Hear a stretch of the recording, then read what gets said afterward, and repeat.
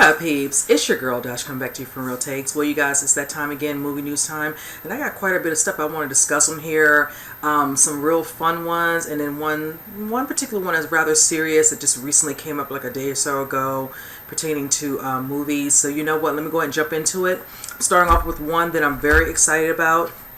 That came early this week, and it definitely deals with the movies, and it definitely deals with music.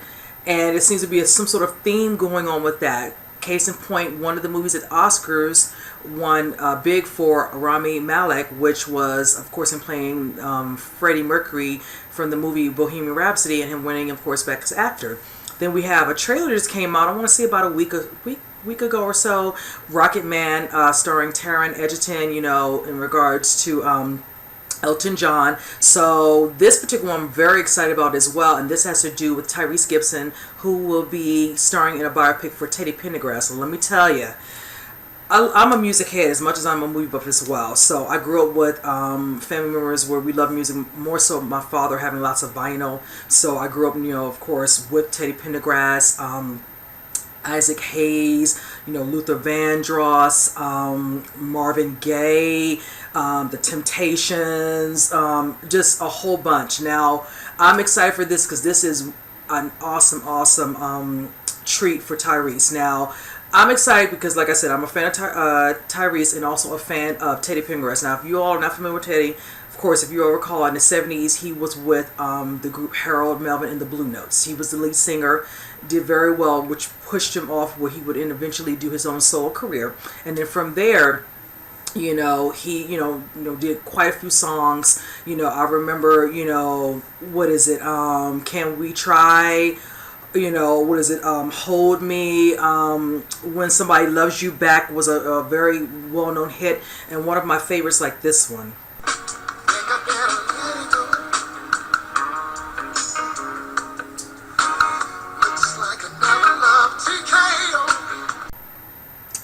Oh yeah, love me some love TKO. Now, the sad thing that happened was back in 1982, he was in a very bad car accident which left him with a severe injury from his spinal cord, which caused him to become paralyzed from his chest down. So, you know, of course, his career was derailed for a while. And then from there, I want to say 3 years later, 1985, he ended up coming back to the stage, and he was a part of the, the Live Aid concert. And then from there, he continued back to doing concerts and music all the way up until he actually passed away from colon cancer back in 2010.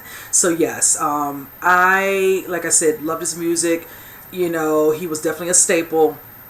You know, and I feel like of all the people they could choose, I think Tyrese will definitely fit that, you know, particular role for this. Now, I think he performed a while back on the George Lopez show, and he sung one of the songs in regards to that I discussed on here about Teddy Pendergrass, whichever. So I feel like this was in some ways probably meant to be for him to actually play him. He has a wonderful voice of his own. He has his own songs, you know, like the song Shame, you know, Signs of Making Love, On Top of Me. I could go on because he has a plethora of some lovely songs and hits as well. And I'm looking forward to this. Now, I know he's going to be a producer on this for his company, Voltron Pictures. I know that also an executive producer will be Lee Daniels. I'm excited to see he's attached. They recently did a pitch meeting where they were a part of it, and I think somebody from the Pendergrass family and somebody else by the name of D-Line was a part of it. I'll post a picture somewhere up in here. So this has all combinations of turning out good. Now, this is just the beginning stage. Like I said, a pitch meeting just recently happened. Looks like they're on board to do this. So it's looking like we're at the beginning stages, which is exciting. I know Tyrese is excited. I heard the family, of course, had given rights off to this, and they're excited. I know his son had reached out. So that lets you know they have the blessing. So I'm looking forward to seeing this. Let me tell you, I'd actually had a conversation with a girlfriend of mine, and I'd asked her, I said, did you hear about your buddy? She's an avid fan of Tyrese, and her face lit up. She's like, yes, so I already know me and my bestie will most definitely be going to see this because I know how much she loves her some Tyrese. So I'm excited to go to the theaters with her to see this. We don't get to do movies together often. because I'm always going by myself. I got a business to handle. But yeah, needless to say, this will be fun, whichever, you know. I can still get work done, but I can still enjoy the movie with her. So, and also with that, Tyrese is actually picking up, you know, traction with other films. He's finished up a film called Black and Blue, which will be starring him, Naomi Harris, and Nafessa Williams from Black Lightning fame. And then, of course, he'll be starting filming for Fast and Furious 9. So, buddy, I'm assuming he's going to do Fast and Furious first, and then once that's done, by then, you know, because there's no directors been added to this shit, like I said, so it's just all beginning. So they got to come with the rest of the casting, you know, for, you know, anybody involved, maybe with, you know, with the group he was with previously, Teddy, and then also family members, things of that nature. So I'm looking forward to them when they finally start putting together the actual cast for this. That should be really fun and exciting to see what will be attached to the movie. So I just wanted to throw that out there to you guys. So like I said, when I know more about that, you will know more. Now this one I'm excited about because this, of course, it all encompasses some good old horror. And this is a movie that we are looking forward to that comes out at the end of the summer, going right into close to the fall. And that is It Too. Now, Jessica Chastain recently stated, probably wasn't supposed to, but she was saying this was probably one of this. Let me note it: the bloodiest scene in horror movie. So, what I mean that is the fact that she was recently on Jimmy Fallon, just probably discussing, you know, some upcoming stuff that she's working on. And this is what she stated. She says, "I'm going to say something, and I think I'm not going to be. I'm going to be in trouble, but I'm going to do it anyway." It might be a spoiler, but in the movie there's a scene that someone said on set that is considered the most blood that's ever been in a horror film in a scene. Now she says that because she mentions how someone had said express their thoughts on a certain scene from that, because after that she spent the next day pulling a lot of blood from out of her eyes, whatever. I don't know, from the amount of splashing. Now, if you all recall, Beverly in the previous It, she was in a scene where she was in the bathroom, you know, where she was looking down to the sink and the blood gushed or whatever. So I don't know if we're going to get something, of course, that goes above and beyond that, takes it to a whole nother level. That will be interesting. Now, I know there's a picture where it shows Jessica actually wrapping up, you know, her scenes on her part of the movie, whatever. And she looks like she'd wipe some blood away, whichever. I might try to post the picture somewhere up in here. But yes, she definitely finished her parts. I think they are done. I'm looking forward to them getting started showing some sort of marketing soon for it, because you all remember when we saw the picture of them all together, you know, at the table, you know, for the reading, whichever. And then, of course, we've seen a couple, you know, set photos here and there, you know, of course, you know, Pennywise being back, you know, played by Skarsgård, but other than that, not a lot with the other cast members, nothing. If anything, we would see maybe a scene or two from the set with Jessica Chastain for sure, maybe something with McAvoy, whatever, but most of the other cast, not at all. I know we'll see the rest of the younger cast of the Losers Club, of course. They will be coming back probably for more so for flashbacks, of course. That will be nice. I'm just looking forward to this. This comes out, of course, September 6th. I'm looking forward to seeing it. I love that we're having all this good stuff in the summer and then going straight closer to the end of summer with some good, you know, good old-fashioned good horror, because that's right after Labor Day holiday, so it's going to be a long weekend and they're going to probably make some good money. That was actually a good date to pick because, yeah, I can't even be mad because I just realized that's right, September 6th. So, wow, that's going to be a long weekend for them to make bang. So, kudos to them. I kept thinking when I found out the date, it would have been more so October than anything. But you know how they do. Some people, they have to pick the ones where they know they can get the most for the profit. But they're going to probably do well. The first one did awesome, and I foresee the second one doing better with them now as adults. So, but moving on from that, you guys. So, this one I'm excited for, but then there's some news that came out that makes me kind of not happy and a little hesitant as to what's going on. I'm excited because, of course, we were talking about Suicide Squad 2. I had talked a while back that I know James Gunn is now attached to this. He will be directing. I'm actually happy about that, whichever. I know certain things that happened when he was on a previous film for Guardians of the Galaxy, and then things happen. You know, some of the cast members were none too happy, but things happen. It's not changing. He's now moved on, and now he's going to come on board to do a DC film. I'm looking forward to it. It starts production actually in September, so I'm actually excited. But let me tell you, the reason why, even though I'm excited about that, I'm kind of bummed because now word is out that Will Smith will not be attached to this. He will not be playing Deadshot. I'm like, really? I'm just like, are you kidding me? Now, their claim is because of scheduling conflicts. Now, see, this is the thing, because let me give you the date. The date for this movie to come out is August the 6th, 2021. Now, my thing is this. They're planning to start production now. Now, they were supposed to start production in November. I know right now that Will Smith is working on Bad Boys for Life 3. So, I'm trying to understand why it has to be scheduling conflicts for them, and they can't push and wait. They said they're on a tight schedule through the actual film company, so they're not budging on starting filming now, whichever. So he will not be in it. Now, I did hear that Margot Robbie will be coming back as Harley Quinn. That's a good save, because I'm going to tell you like this. If she wasn't in it as well, a lot of people would have been none too happy. I don't know what's going on with all these changes. So what does that mean? Is this going to be recasted? Are they going to have somebody else in it? What's going to happen?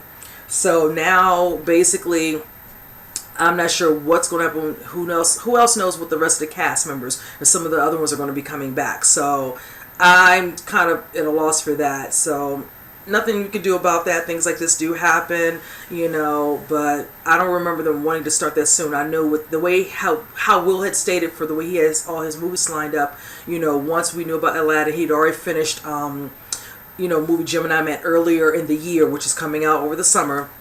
The next thing, of course, was Bad Boys, and then right after that, it would have been, if I'm not mistaken, if he's wrapping this up, it would have been Bright 2, and then Suicide Squad 2 going into later in the year, November, December.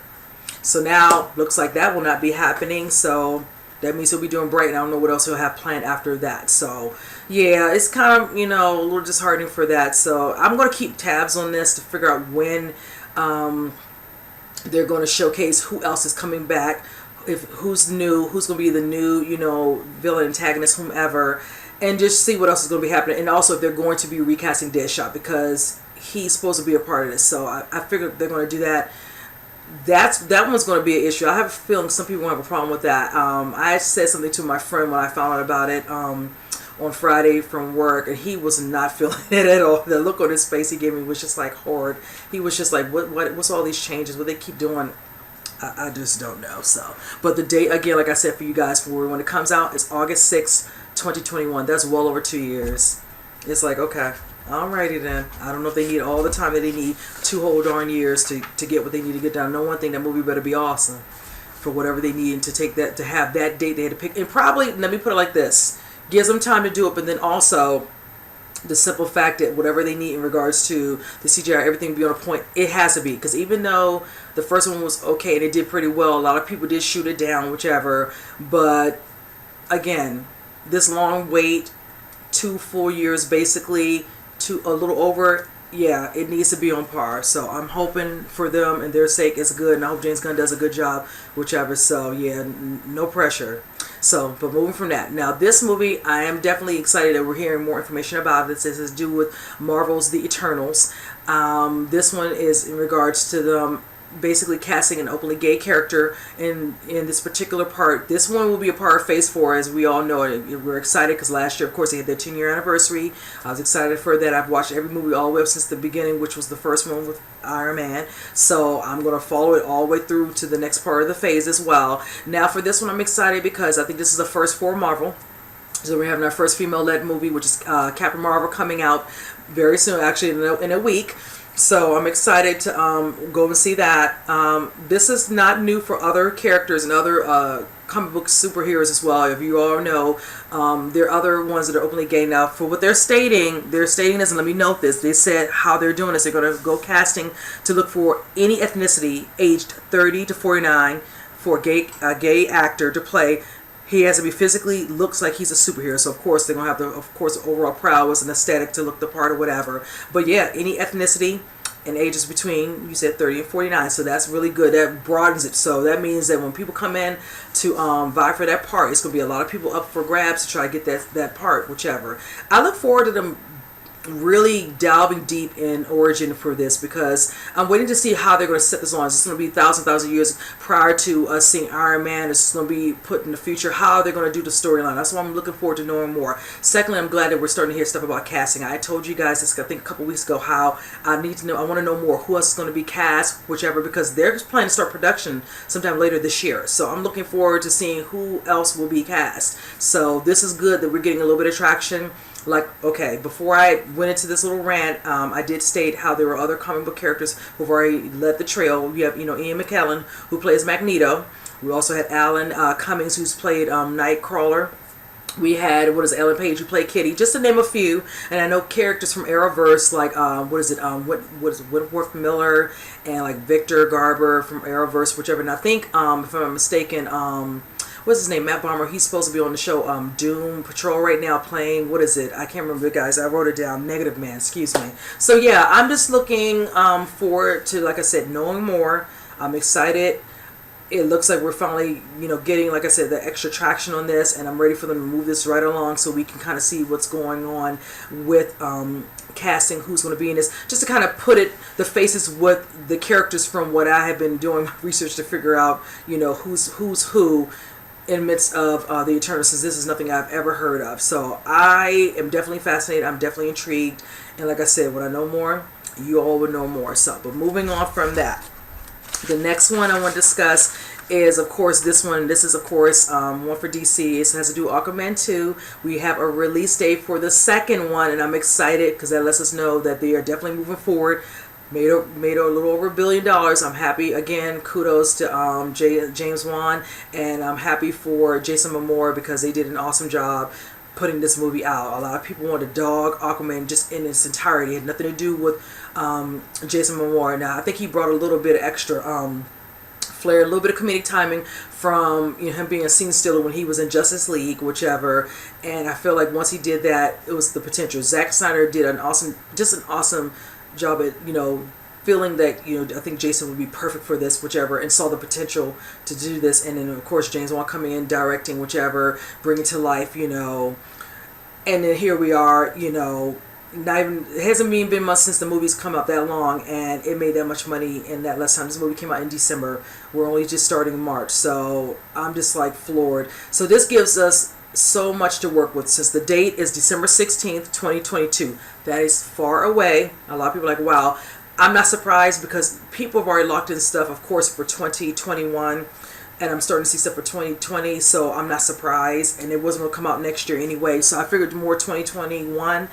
So I'm kind of glad they pushed it back just to make sure they've already sealed it, and they did it around the same date like they did from the last one. So that means when this one comes out 4 years later, it'll be the same date. So I had to say kudos to that. Now, secondly, I know James Wan is not right now considered the director. He said he wanted to make sure whoever's come on board to write it, just a good script before he would even consider it. He is not signed on to do that. I know he's producing with Peter Safran. Again, that's the possibility. But other than directing it, we'll have to see. I really hope he does, because I don't foresee if they're going to do a third one. But if he does a second one, I'd rather it be him. If he just sits out the third one, at least he can be some sort of an advisor on that, whatever, an assistant director, whoever's going to be at the helm, to make sure they follow the storyline that he's trying to tell the right way, whatever. Because I can see the potential of them doing a third installment. So my fingers are crossing that. But I'm just down at the fact that they've locked it in. It's a go. I know Jason Momoa is happy about this. So, and all the other cast members who will come back, like hopefully William Dafoe, hopefully we'll get to see, Amber Heard, she'll come back, of course. So yeah, I'm looking forward to this. I'm excited for him. I can't say it enough. Jason's just doing a damn thing. He already has the movie he's going to be in, which will be Doom. So the brother's doing big things, and of course Frontier, you all know. So yes, he stays busy. He truly does stay busy. So this movie I'm actually interested in, because this is based off a comic book adaptation.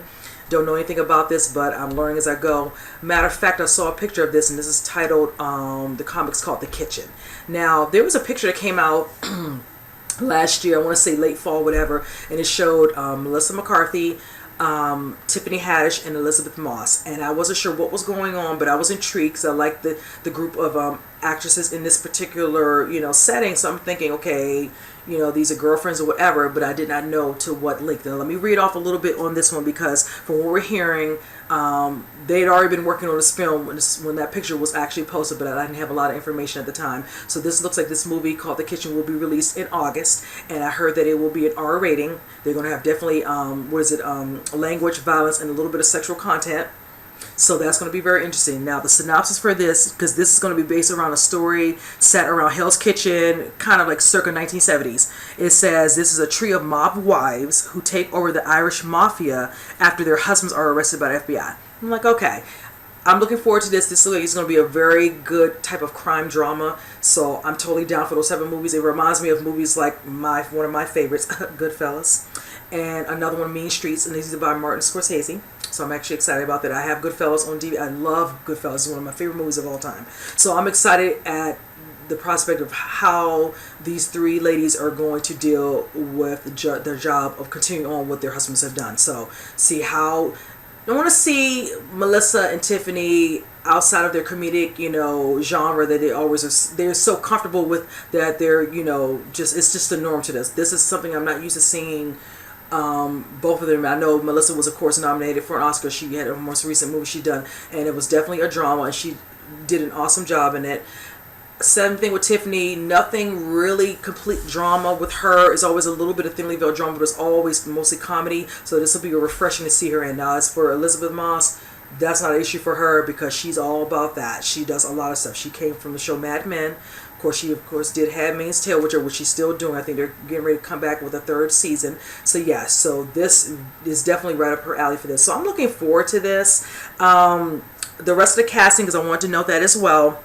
It's going to be starring Common, Domhnall Gleeson, Margot Martindale, Brian D'Arcy, James, and then we also have James Badge Dale. So it's got a nice little eclectic little group of a cast here, and I'm looking forward to seeing this. I'm looking forward to releasing something soon, like a trailer, maybe closer to spring, probably about May, June. We'll probably get something since the movie does come out in August. So hopefully, because I said just having that one little photo that I've seen that was put out with the three ladies, and that's it. It's time for some more stuff for good old promotion and marketing. So I feel it's right around the corner, so we'll see something, and I'm definitely going to consider seeing this. I like all three of the ladies in this particular film, so I can see myself going to see this and definitely doing a review for that. Like I said, I love a crime drama. So alright, you guys, we're moving on from that. This movie, speaking of Elizabeth Moss, I'm excited at this because she's getting her some good roles as well. This one has to do with the movie I've been talking about for the last couple of weeks off and on, and it has to do with The Invisible Man. She's being eyed for a role as the lead in the movie, one of the leads as well. Still don't know who's going to be playing the actual Invisible Man. You all recall Johnny Depp was attached to this, but of course he stepped down from this. We all remember how the Dark Universe was trying to bring back these particular characters like the Wolfman, the Invisible Man, Frankenstein, the Bride of Frankenstein, but when The Mummy came out, didn't do very good. It was kind of lackluster, definitely in the projections they made with the money. They squashed this. Now that Blumhouse has come on board, they're going to be doing The Invisible Man. At the helm will be Leigh Whannell. I'm excited because at first he was supposed to write it. They were considering him for directing. Now he's going to be dealing with both, and I'm excited about that. So that's going to be good. They're going to keep this low budget, like he said it, whatever, a certain amount of money, whatever, so they can really hone into a good script and a good just a good overall movie, whatever. When it's always high budget, sometimes it's like added pressure and you're doing a little bit too much, and it takes away from the movie in the core understanding of what's going on in the story, whichever. And I like it like that. I like everything, high budget, whatever. It doesn't matter. It depends on whoever the director and whoever's casting, if they can pull it off. That's how I see it. So I don't get into all that, whichever. But I know with the way Blumhouse has been doing stuff, and you can tell clearly with the movies that they pick, now a lot of them are such high budget. So I think that's why they want to stick to what works for them, and it clearly has been working for them. So I'm down for that. I'm looking forward to this one. Like I said it before, Elizabeth Moss is very busy. She has, of course, a third season coming out for Handmaid's Tale. She also is going to be in a movie coming out this month, and that is Us by Jordan Peele. So I'm looking forward to seeing her character in that, because I don't know too much about what she's doing in it. The way they edited that trailer, all you see is her crawling, and she's playing with some scissors near her ears, which makes me cringe. So other than that, I'm looking forward to seeing her do her thing in the movie. So yeah, I'm looking forward to this, guys. I'm really just waiting to see who's going to be cast as the Invisible Man. So I'm glad they're eyeing her, but can we move along to who's the other lead so we can see how this is going to turn out? Because I just want to see it, but it doesn't matter. I'm going to still see it, but I'm excited to see who will be chosen in that. So, and I haven't heard anything else about when production will be starting on this, because they still have not gave us any information about that. So, but I'm glad we know who the director is on this, and I'm glad to know that we're finally moving with casting. So, but with that said, moving on. So this is one I just talked about a couple of days ago, and this has to do with Candyman. They keep adding, or vying for more people to come on board, and I'm actually excited about this because it gets me even more hype for the movie. Of course, you already know it's Jordan Peele led, producing wise, but then directing is Nia DaCosta. This has already Yahya Abdul Mateen attached, and now it looks like they're going to put a female in this. And let me get her name correctly. Her name is Tiana Paris. Now, she was in the most recent movie that came out that was critically acclaimed, and that's If Beale Street Could Talk. Now, I'm looking forward to seeing her. She's done a couple of things. She also was on Mad Men. She's also done shows like Empire. So she's, working up, her, movie repertoire, whichever. She's worked with Barry Jenkins, and she's also worked with Spike Lee. So we're adding Jordan Peele to the mix. Not too shabby. I'm actually excited for her. Now, they're claiming if she does come on board, she will be joining the remake. They said that she'll be playing the girlfriend of Mateen's character, who is an art dealer in Chicago. Now, I kept saying that it's a possibility Lakeith Stanfield's still on there, but all these are pointing more to Mateen now. I'm not hearing anything else about Lakeith. So right now, this looks like we have Tayana and Yahya. So hopefully, we'll figure out who else will be added as well. I know Tony Todd, like I stated, would love to be a part of the new Candyman, whichever. So hopefully, if you put it out there, Jordan must see how they can, factor him in however they want, whichever.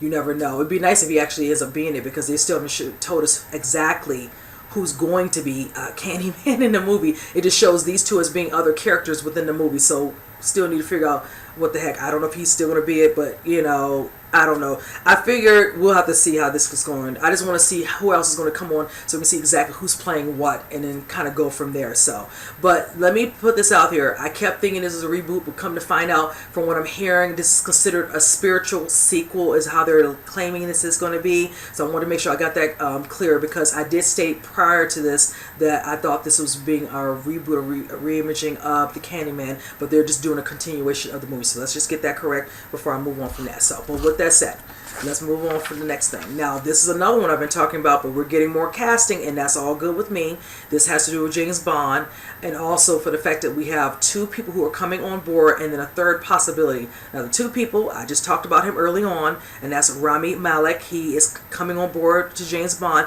and also Billy Magnussen. Now, for Magnussen, they're claiming he's going to be considered a top choice to play a new CIA agent operative. That will be nice.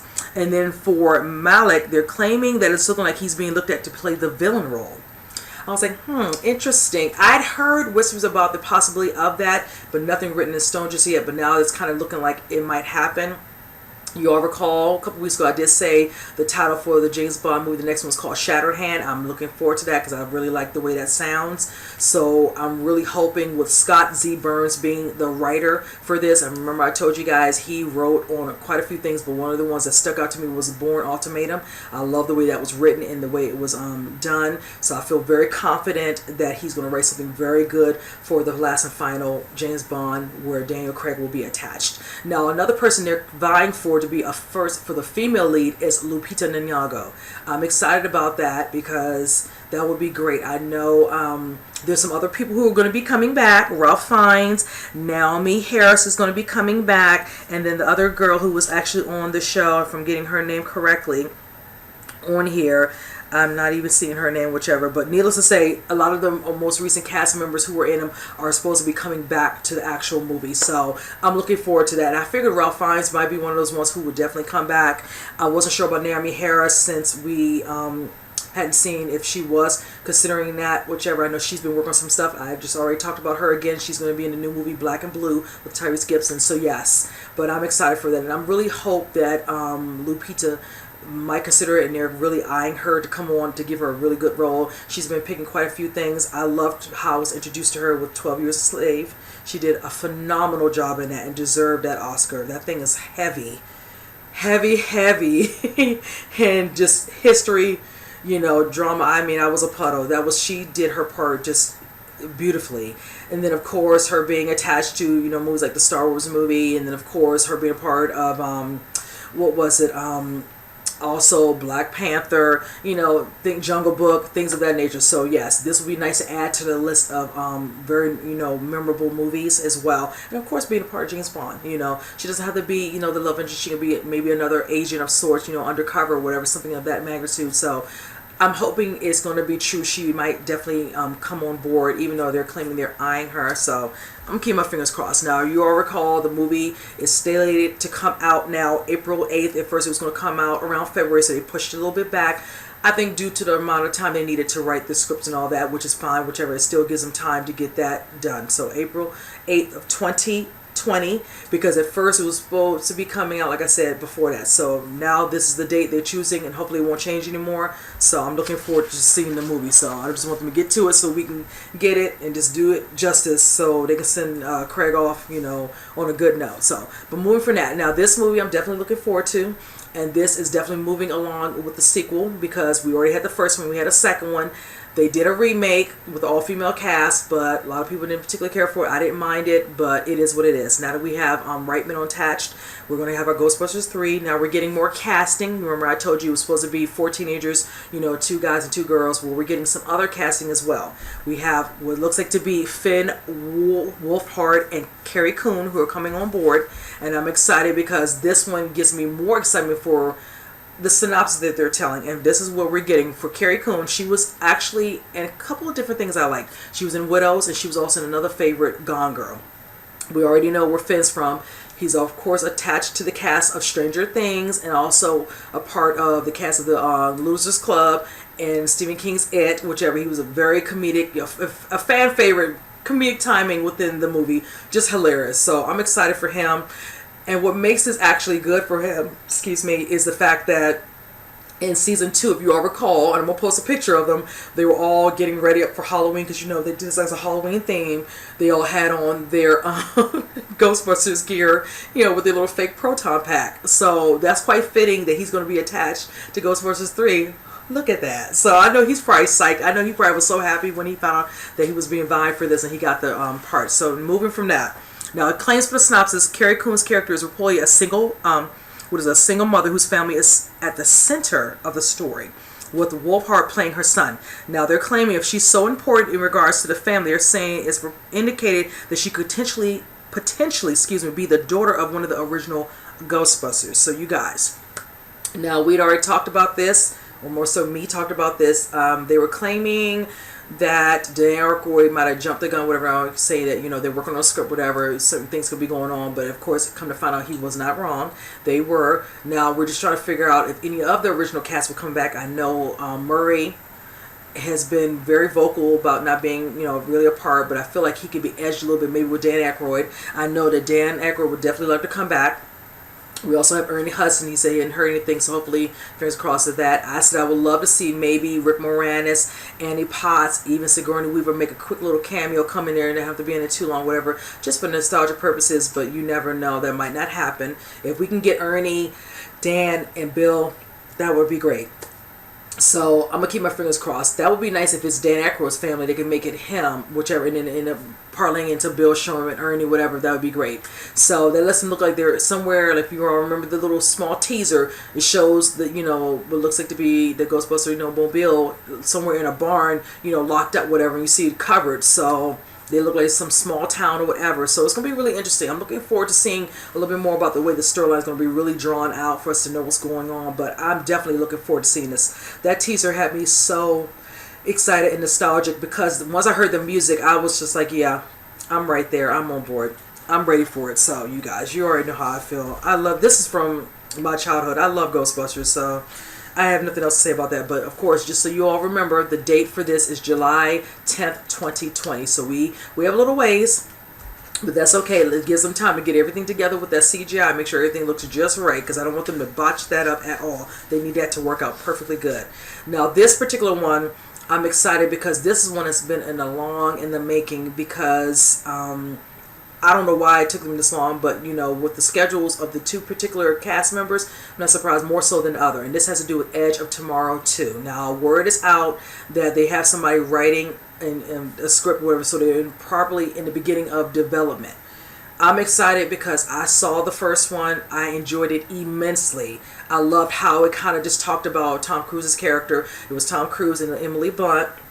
And of course, if you are not familiar with the actual synopsis, it was of course about him being, and let me just note it, he was like a public operations officer, public relations officer. Excuse me, my bad. He says he had no combat experience, and of course you all said that he invaded. He had an issue where he joined the war against the aliens invaders, whatever. He of course got killed after being dissolved with some sort of alien blood, and he kept waking up like in some sort of time loop. and he ended up getting a mentor of sorts, which was played by Emily Blunt's character. Her name in the movie was Rita, and she basically was kind of like a hard-nosed, type of a person, where the way they had her character set up, whatever. And she kind of dealt with the same situation until she lost it, so she was able to help him get out of that. I love the way the movie was, because at first I was like, what the hell is happening? And at first, I swear, when it happened the first or second or third time, I was like, is something wrong with there's something wrong with the movie, because I didn't like, what the hell is happening? It was something totally different and clever at the time when I saw it. It did very well. The money it made was pretty decent for what it was, and the potential was there. What was funny was that it was surprising how they didn't make one a couple of years later. So that was the thing I thought was rather interesting. But here we are now, where they're finally getting on board with developing. Now, the only situation with that is, regardless of the fact that they're writing a script and is in proper development, early stage development, they have to see about everybody who can be attached to come back. Doug Liman was the actual director on the first one. He's definitely down. The cast and crew enjoyed the first one. That they would love to come back and do the second one. Now, here's the kicker. Emily Blunt is getting ready to start doing Quiet Place 2. And we already know that Tom Cruise is going to be wrapping up Top Gun Maverick. And then from there, he's about to do back-to-back Mission Impossible movies. Yay. Now, I don't know where they're going to fit this in there, but they said they have to see how everybody's schedules fit. And that's kind of how it goes, We'll have to see how that pans out. I use an example with Will Smith in regards to Bad Boys. For the longest time, we were waiting for him and Martin to get back together, but it seemed like his schedule was always conflicted. Not to say that Martin was kind of waiting around. He was just doing his own thing, whatever, and all that, but they really wanted to do it. The powers that be wanted to do that, and once they had the opportunity, I was kind of glad, because it's just one of those ones that a lot of people like as well. They love both the actors, whichever, and at the rate that Will Smith is so busy, this is what happens. So from there, I'm excited. So yes, with this one, I really hope they do get together. Like I said, Doug, Tom, Emily, they all want to be a part of it. So once they finish it, it's going to be a minute. If Tom's about to start doing Mission Impossibles back to back, it's going to be a minute. They probably won't start on this thing until maybe next year sometime. Maybe a year from this summer, they'll probably, because if he's starting later this summer, like I said, on Mission Impossible 7 and 8, he's going to be doing them straight through. I don't know how many months for each of the movies. Maybe 3 months a piece. So it'll be, probably 6 months at the most. So maybe all the rest of this year, he's going to be working on that going into next year. So yeah, I'm going to keep my eyes out on this one, y'all, because I would love to see that. Like I said, I love the first one. But moving on from that. Now, this movie, I'm very intrigued with this one. And at the helm of this is Guillermo del Toro and J.J. Abrams. Now, that combination has me very excited at the potential of what they could put out for this particular movie. And this one's titled Zanbato. Now, this I didn't know a lot about, and I'm kind of learning as I go, but I'm liking what I'm reading. Now, for this particular character, they're saying the film is going to focus on a young female ninja who's between 10 to 15 years old. Now, the whole situation with this I'm looking forward to is because it's part of the production company called Bad Robot. And I know with Guillermo del Toro, he's a busy guy. Of course, he's already working on, what is it, Scary Stories to Tell in the Dark. He's also going to be working on Pinocchio. He has some other things he's working on. He's working on a movie called Nightmare Alley. It's based off of a film noir, a classic film that was from the 40s, whichever. I love when he works on totally different movies. He's known for monster films and supernatural horrors. So I love that he's doing something totally out of the realm in regards to a different genre, because this is one he's never touched. His movies are just so very whimsical, whichever, and I love his type of movies. I loved it. He did Crimson Peak, of course, Hellboy 1 and 2. And then, of course, other movies like Pan Labyrinth, and then, of course, one of my favorites, of course, is The Shape of Water. So yes, I am just beyond elated for him to do this particular film, to see, what he's going to bring to the table. And then also, like I said, J.J. Abrams being one of the producers on this, and of course Guillermo being one of the writers, and then the director on this. So yes, that's going to be very interesting. Now, it doesn't say if he's going to be starring this anytime soon. They said he is attached. This is one that has been in consideration to be, written, directed, whichever, for almost 6 years. So that lets you know. See, that's why I have to always remind myself when I start hearing about things. I'm thinking that sometimes it's always something new and fresh that has been discussed maybe 6 months or a year ago. But some of these things could be 5, 6, 10 years prior before they finally get, built. Same thing with other movies that I've talked about. Spawn with Jamie Foxx. He's been attached to it for years, been trying to get it off the, water, and finally getting something done with the actual storyline, with the script. So yeah, I definitely want to see this. I actually am happy because another producer on this, her name is Lindsay Weber, and she actually will be a part of this in the instance where she's worked on the Cloverfield sequels and also the movie Overlord, which I really enjoyed. So I feel very confident this will be good. I really hope that we don't have to wait too long. Since Guillermo is working on other things, most likely we might hear about this maybe in another year, whichever they're putting out. Hopefully we'll get another update about more information, because I'm totally down for that. So as I like to say, I know more, you'll know more. Now this is the last and final thing I want to discuss, and this is very interesting because this came out of nowhere, and I didn't realize that we have people who want to be anti-Netflix. They're on an anti-Netflix crusade. Now it seems like a certain director that I'm very much a fan of. Some of his work is in some of my totes for the DVDs I've had over the course of almost 30 years, and that is Steven Spielberg. I feel rightly to say that someone's not too happy with Netflix and all of the love they're getting. Now, we know some of that love stems from the movie that was nominated, I think, 10 times at the Oscars, and that was for Roma. It is a movie that, of course, was streamed, but it was also shown at the theaters. It was in limited release in the theaters. I want to feel like it was out maybe a week or two. I don't know if it was a couple weeks. It got definitely critically acclaimed. Couple of nominations. It did win for Best Foreign Film, Foreign Language Film, and also for Best Director. Did not win Best Picture. I see how they did that because I thought that was what was going to happen myself. But of course, the movie that won for Best Picture was Green Book. Now, supposedly, he wants to change the rules through the Academy, and that's not going to be as easy said than done. Now, I'm going to read off how this is normally done, just so you all can have an understanding of this, whichever, because I really wanted to make sure I was understanding what I was talking about before I put this out here to the masses, whichever, because I want to know how this stuff is done in regards to this. Now, from what they're stating, he wants to push for the rules change to impact Netflix movies qualifying for the Academy Awards. Let me just put that out there first. Now, this is how he states it. They say any rule changes that Academy implements would impact all movies, hoping to land some Oscar nominations, because that does play a part in regards to the Academy aspect. Now it says from there, under the current regulations, a movie needs to play for at least 1 week in Los Angeles County in order to be eligible. It says the stipulation also allows for smaller offerings, like some movies that come out and only offer limited release, could be independent films, whichever, to have Oscar qualifying runs at the very end of the year before expanding to wide release. And you all have seen many movies where they'll show up for a week or two in the theaters and all that, and it gets pulled for a minute and it comes back out at a normal release date. There was a movie like The Destroyer with Nicole Kidman that came out in certain select theaters, whatever, and then it was out for a minute, and then it came out maybe January or whatever, and it was in more theaters, whichever. Perfect example for that. So from there, it says to qualify, at the very end of the year before expanding wider in the following weeks. If the Academy were to make these changes, make things so movies needed to screen in theaters for a longer period of time, it would basically eliminate the strategy studios have effectively used for years and wouldn't make too many filmmakers happy at all. And that does play a part.